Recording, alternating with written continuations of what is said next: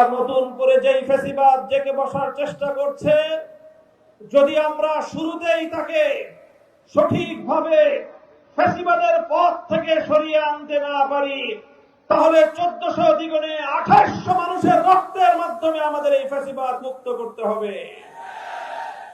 তাই আমি বলতে চাই, আমাদের এক সময়ের সহযোদ্ধা, আল্লাহর পয়গম্বরের ভাষায় উনসুর আখাকা জালিমান আও মাজলুমান, তুমি তোমার ভাইকে সাহায্য করো, সে জালিম হোক অথবা মাজলুম হোক। সাহাবারা জিজ্ঞাসা করেছিলেন, জালিম ভাইকে কিভাবে সাহায্য করব?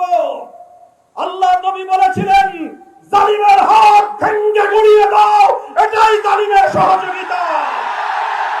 আমরা শহীদ প্রেসিডেন্ট জিয়াউর রহমান বেগম খালেদা জিয়ার প্রতিষ্ঠিত বিএনপির 90 জালিম ভাইদেরকে লক্ষ্য করে স্পষ্ট বার্তা দিতে চাই, যদি জালিমের হাত, জুলুমের হাত গুটিয়ে না নাও, আমরা সব ভেঙে গুঁড়িয়ে দেব ইনশাআল্লাহ।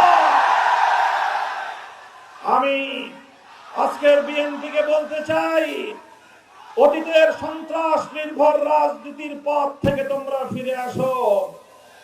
আমরা অতীতে বাংলাদেশে দেখতে পেয়েছি, কিছু জনবিচ্ছিন্ন বামপন্থী আর ইসলামপন্থী সংগঠনগুলো আদর্শের ভিত্তিতে, মেধা ভিত্তিক আদর্শিক রাজনীতি ছাত্র অঙ্গনকে শিক্ষা দিত। বাংলা কিউআর যেখানে নগদ পেমেন্ট সেখানে। সারা দেশে 10 লাখেরও বেশি মার্চেন্টে নগদে পেমেন্ট করুন খুব সহজে। 2024-এর বিপ্লবের মধ্য দিয়ে বামপন্থী এবং ইসলামপন্থী ছাত্র সংগঠনগুলোর বাইরেও একটি নতুন শক্তির উত্থান ঘটেছে। যেই ছাত্র জনতা নাহিদ, আক্তার, নাসিরউদ্দিন পাটোয়ারি, সার্জিস, হাসনাত আব্দুল্লাহ, আসিফদের মতো মেধাবী ছাত্র উপহার দেয়, সেই 24-এর বিপ্লব পরবর্তী নতুন বাংলাদেশে ছাত্র দলের সন্ত্রাস নির্ভর রাজনীতি বাংলাদেশের শিক্ষাঙ্গনগুলোতে চলতে পারে না। আমি আমার বিশেষ করে কওমি অঙ্গনের ছাত্র জনতার একটি কথা স্মরণ করিয়ে বলতে চাই, 24-এর বিপ্লবে যখন আমাদের বাংলাদেশের মাদ্রাসাগুলো থেকে আবাবিল পাখির মতো ঝাঁকে ঝাঁকে ছাত্ররা নেমে এসেছিল, সেদিন সাংবাদিকরা তাদেরকে প্রশ্ন করেছিল, তোমরা কেন এসেছো? তোমরা তো কোটাও চাও না, তোমাদের তো সরকারের চাকরিরও প্রয়োজন নেই, তবে তোমরা কেন রাজপথে নেমেছ?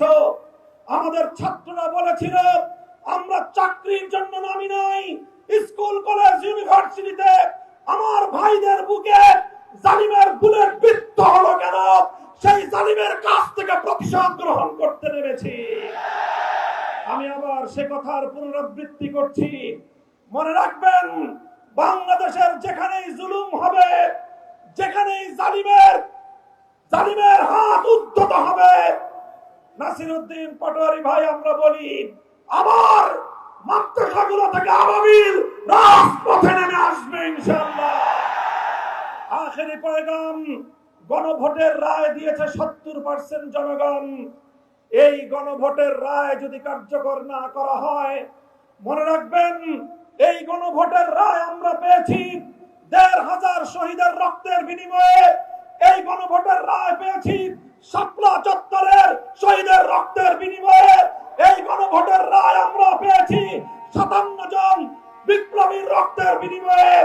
যদি সেই রক্তের সঙ্গে গাদ্দারি করা হয়, আমরা রক্তের সম্মান রক্ষা করার